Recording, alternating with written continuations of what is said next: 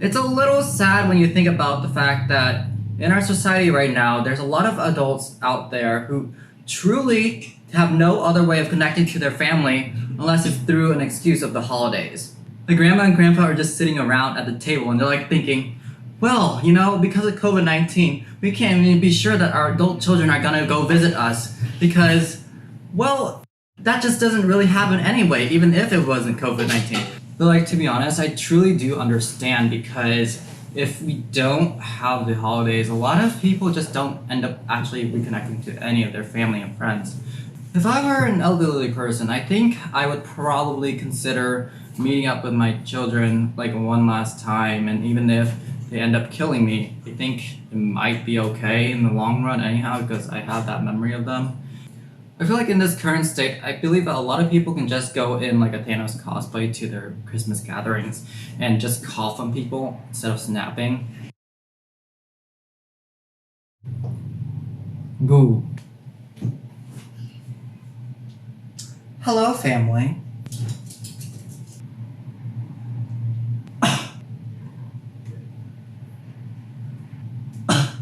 My lungs are now scarred for the rest of my life.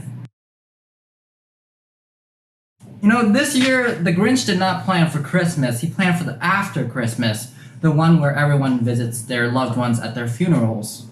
Each hug and kiss right now, during these times of the pandemic, it's more like stabbing your family and friends directly, I guess, in the throat or the lungs. It's not going to be a direct stab yet. It's going to be a prolonged kind of after effect stab. So you just kind of hold the knife there until 2 weeks after when they start feeling the symptoms, and then you thrust it in, I understand the feeling of seclusion from your family and friends and losing those relationships, and that does hurt. You can't really fight that. That's something that is inevitable. That's human. Unless you're really antisocial, you don't really care for your family and friends in the first place, but that's a whole different story.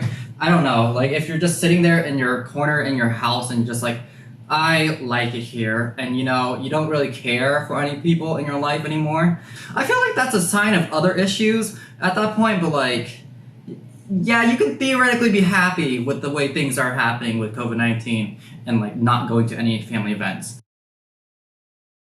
For the majority of the people who are socially inclined, at this time of the year, you're kind of expecting social connections and bonds and all that kind of stuff. See, if you're a COVID denier, then I guess you wouldn't really care and you'll still go and you just happen to cause a lot of pneumonia-like deaths in your family and friends, and that's okay to you, I guess. If the afterthought is kind of how Russia counted the deaths of COVID-19, okay. See, as much as you might not like Aunt Sally, it does not give you the excuse to go and hug her and kiss her and hope that she gets the virus so then she dies and gives you the inheritance, just because you're always compared to her nephew Charles and that he's the stellar kid in the family and he's always doing things that you always dreamed of doing, it does not give you the excuse to kill off his mom. Yes, and these are also stereotypically white names because I don't have anybody with those names in my family.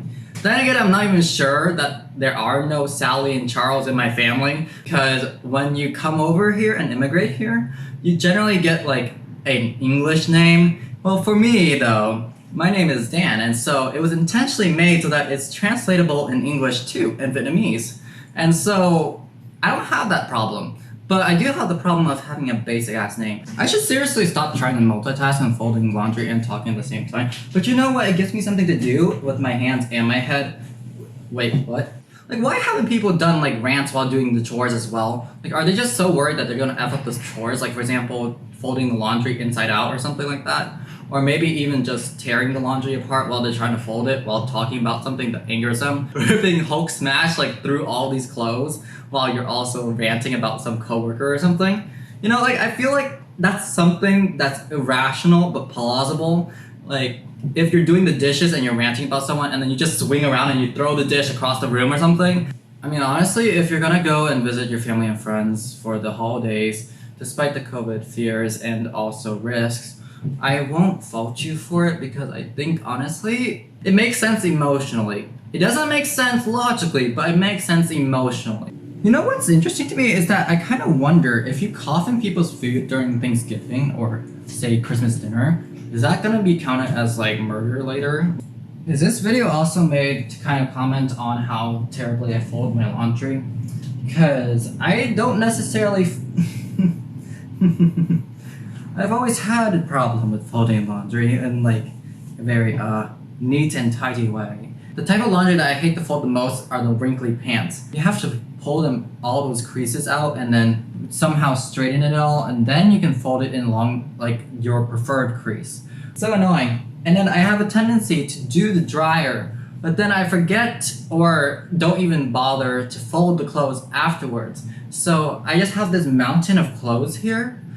As you can see, directly inside this laundry hamper, I have a mountain of clothes to fold because I tend to forget to actually fold them after I take them out of the dryer. And also it tells of like how much privilege my family has right now, because we have this Mount Everest of clothes, but you still have clothes to wear. Like, you don't see me folding the laundry naked or anything like that. And that'd be kind of horrifying to see all my other family members naked. Like, I'd rather have all these clothes to fold rather than complain about not having any outfits to wear for the day, like at all. Like, not even just complaining about like the style or the fashion. Also, this laundry hamper of mine, if you're wondering why it looks so weird, is because I believe it came from Goodwill, and you can even attest to the fact that it says here, pool towels, Royal Basket Trucks, which I assume came from a hotel.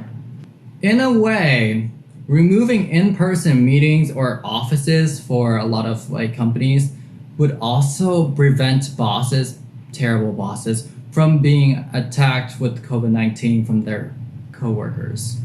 I believe that there's going to be a small subsection of disgruntled workers that really hate their boss and will conspire to actually infect their nasty boss with a nasty virus.